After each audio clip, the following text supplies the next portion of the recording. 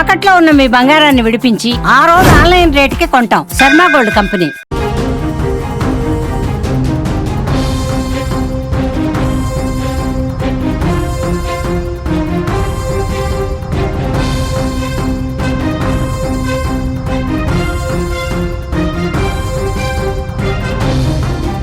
చేసిన పాపానికి ఫలితం కనిపించింది. ఇకనైనా మారుతుంది అనుకుంటే మన పొరపాటే. పాకిస్తాన్ తన నీచమైన బుద్ధి ప్రదర్శిస్తూనే ఉంది. పెహల్గాం ఉగ్రదాడికి ప్రతీకారంగా ఉగ్రవాదులను భారత్ చంపేస్తే పాక్ మాత్రం భారత పౌరుల ప్రాణాలు తీసేస్తోంది. చిన్నారులపై కూడా తూటాల వర్షం కురిపిస్తోంది. ఆపరేషన్ సింధూర్ను జీర్ణించుకోలేక బోర్డర్లో విచక్షణారహితంగా కాల్పులకు తెగబడుతోంది పాకిస్తాన్. వాస్తవాధీన రేఖ వెంట కుప్వారా, బారాముల్లా, ఉరి, అఖ్నూర్ సెక్టార్లలో పాక్ రేంజర్లు కాల్పులు చేస్తున్నారు.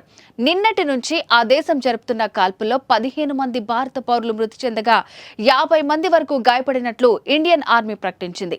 ఇక మృతుల్లో 4 చిన్నారులు కూడా ఉన్నారు. మృతులతో పాటు గాయపడ్డ వారంతా పూంచ్ జిల్లాకు చెందిన వారిగా గుర్తించారు. ఈ కాల్పుల్లో దినేష్ కుమార్ అనే ఓ ఆర్మీ జవాన్ కూడా అమరుడయ్యాడు.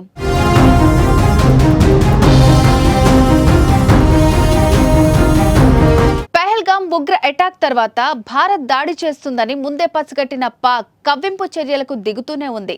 జమ్మూ కాశ్మీర్ సరిహద్దుల్లో పాకిస్తాన్ కాల్పుల విరమణ ఒప్పందాన్ని ఉల్లంఘిస్తూ వస్తోంది.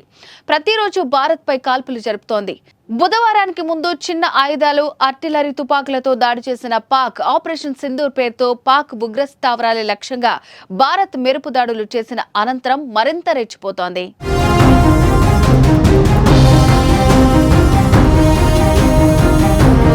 బుధవారం అర్ధరాత్రి తర్వాత కర్నా సెక్టార్లోని పౌర ప్రాంతాలను లక్ష్యంగా చేసుకుని షెల్లు, మోర్టార్లను ప్రయోగిస్తోంది. సాధారణ నివాస ప్రాంతాలే లక్ష్యంగా పాక్ సైన్యం కాల్పులకు పాల్పడుతోంది.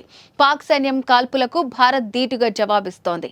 వారికి తగిన గుణపాఠం చెప్తోంది. కుప్వారా, రాజౌరి, పూంచ్ సెక్టార్లలోని పాకిస్తాన్ ఆర్మీ పోస్టులపై దాడి చేస్తోంది. భారత్ చేసిన దాడిలో పాక్ సైనికులు కూడా మరణించినట్టు సమాచారం.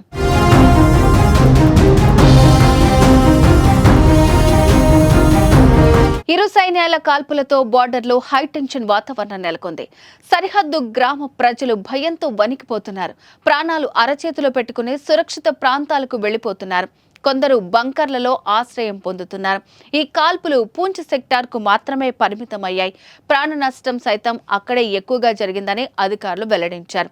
తాజా పరిస్థితుల నేపథ్యంలో సరిహద్దు జిల్లాల్లో విద్యా సంస్థలను ప్రభుత్వం మూసివేసింది.